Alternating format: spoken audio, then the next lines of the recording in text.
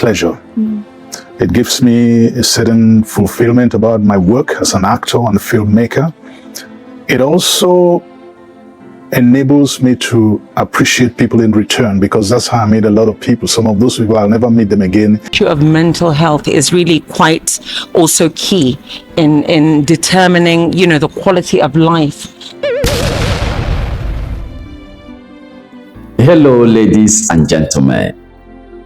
Welcome to my channel. Today, ZACK ORJI said he's 100% alive. He is mentally fit, physically fit, and morally fit. You see, a good man is always a good man. For those of you who carry those fake rumors that he's dead, that he forgive you people, because he understands that most of you are using it to grow your followers. You see, the work of a good man. Make you know, I say I dey talk too much. Please watch the full video, and as you're watching the full video, don't forget to share it. Drop your comment below. Like this video. Share it so that other people will know that ZACK ORJI is alive. Thank you so much. Let's go there. Most of those people I've never met, or they have never met me in their entire life. So for them, like here in the UK on this trip, I mean, I went to some places and some people couldn't believe that I was the one. Wow. Some people were even trying to touch my face to see if I was wearing something like mask. I can absolutely assure our viewers it certainly is you, and you're here in the flesh. You said so that you travel for work, of course you do. Talk to me about why you're in London. Why I'm here? Why are you in London? I came here to see my doctor, Mr. John Ye. I underwent 2 surgeries in Nigeria, 2 brain surgeries. I slumped in the bathroom, and I can only say that it's by the grace of God that I'm alive today, because I passed out. I was out for like 5.5 hours before help came. Incidentally, my friend Bala Ahmed was in the UK at the time. And the people in the house called him to say, we've been knocking on his door since morning and we've not been receiving any response. So he called another colleague, Benedict Johnson, who rushed to the house, and I was there on the floor, incoherent. I couldn't even stand, because when he raised me, I slumped again, and he had to call another colleague, whom we call Labisa.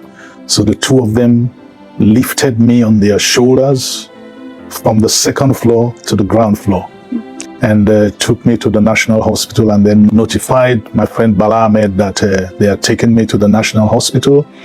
And then the Minister of Women Affairs stepped in, called my wife, who flew in from Lagos, because all this happened in Abuja. Flew in from Lagos on the 29th of December. Now, met me in the hospital, and on the 1st of January, the first surgery was carried out on me. You can see the mark here by Dr. Biodun Ogungbo. Awesome guy, is a neurosurgeon. And I kept going for different kinds of scans. About a month thereafter, I went for another scan, and they discovered that there was still some residue of blood clot in my brain. So they had to do a 2nd surgery by the same Dr. Biodun Ogungbo. And they were able to scoop out all the blood clot, and I spent some time recovering and all of that, and it was recommended that I should come to the UK for post-surgery assessment, which is why I'm here. I've been able to see Dr. John Ye on a number of, my last visit was yesterday. The first time when I saw him, he prescribed some tests. There were 4 different samples of blood tests that were done, and some other tests also. So we met yesterday, and he gave me a feedback on all of the tests. So when I go back to Nigeria, I'm still going to see Dr. Biodun Ogungbo for him to go through the feedback given by the doctor here to see what else needs to be done. But in all of it, I'm grateful to God Almighty, and I'm also grateful to so many people who stepped in.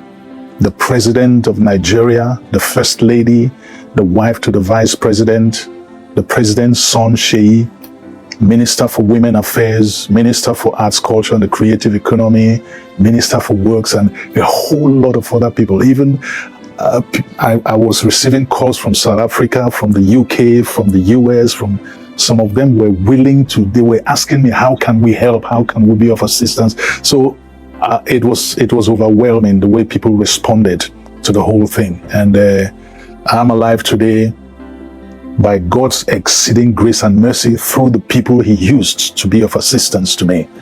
And here I am, strong and healthy, and of a sound mind too. Well, you're definitely of a sound mind. And can I just say, first of all, thank God for your life. Thank you. I'm so glad. And I think I speak on behalf of millions of Nigerians, not just Nigerians, because it's not just Nigerians who watched you on the big screen.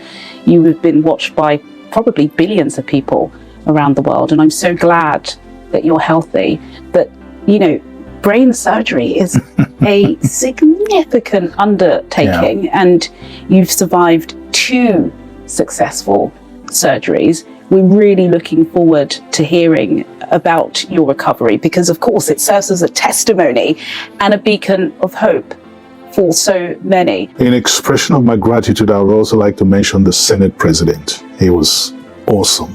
Mr. Akpabio, yes. Yes. About a week ago, was it about a week ago or more than that? I don't know who originated that lie. I call it a lie from the pit of hell. Oh, of course. That, well, not myself, they had passed away. And I saw it and I started receiving all kinds of calls, even calls from people I hadn't heard from for years. Most of them were just concerned.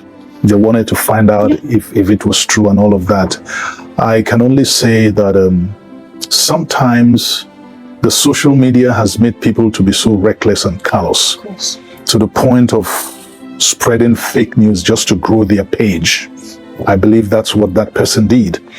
And it happened at a time when we had lost some of our colleagues. Yes. The latest one being Amechi Monago. He had just passed away when somebody started, spreading this lie about me. But thank God that our lives are not with men. Our lives are with God. That's right. It is God that is the keeper of our lives. It is God that is the strength of our lives. Thank God that it is not my time yet. It's not your time, sir. It's not my time yet. It's not my time, but I felt pained. That is there going to be any repercussions for that? Because we've seen, I think it was Nathaniel Bassey earlier this week, decided that he was going to take some of these, keyboard warriors to court over some false accusations. Have you decided to go down that route? No, I don't want to waste my time accosting anybody for that lie. I'll just let it go because I have more important things to do with my life and my time. The Actors Guild of Nigeria has been very proactive in the whole thing. The president visited me in the hospital and visited me at home, as I was convalescing. And he was the one. Sincere. It was sincere. Yes, it was sincere. He was the one who came out to rebut, to put up a rebuttal of that fake news.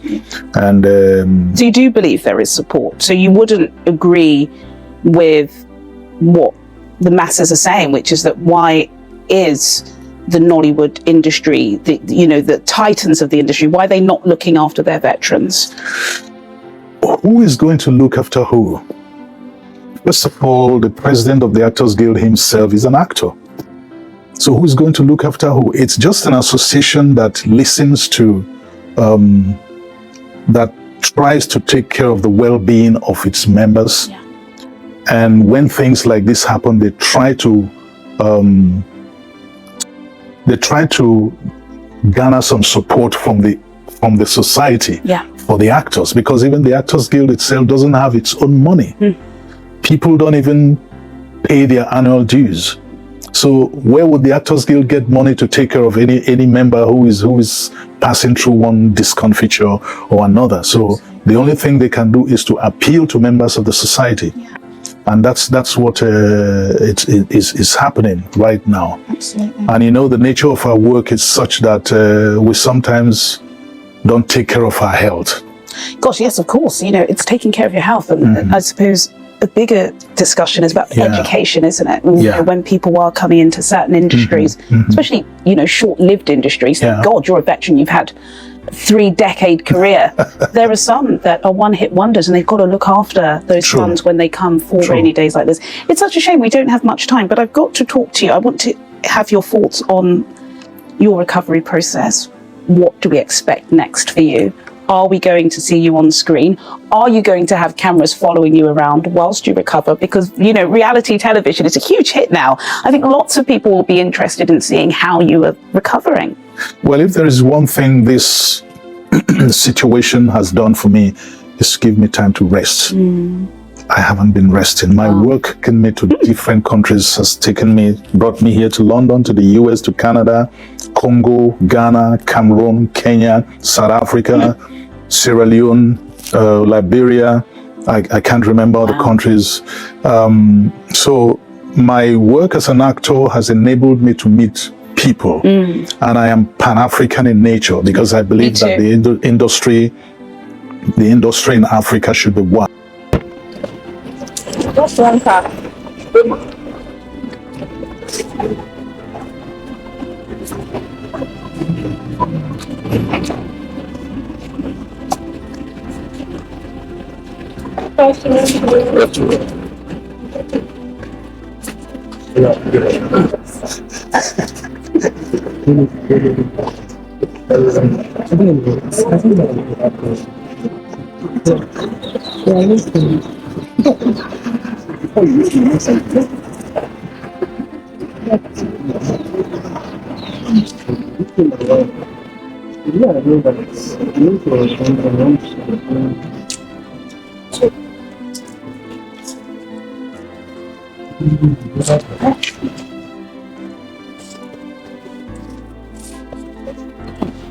We understand that the issue of mental health is really quite also key in determining, you know, the quality of life that members of the society, but especially members in this particular industry, because they're open to a lot of scrutiny. But, you know, the people like ZACK ORJI, who have literally become national treasures. So for me, it was just a matter of coming to see him, and we're able to talk today because, you know, God's little mercies, he's alive. And, you know, I want Nigerians to pray for him and do what we can to give the family and to give Mr. ZACK ORJI the necessary support, not only to save his life, as I said, but to ensure that he has the best quality of life.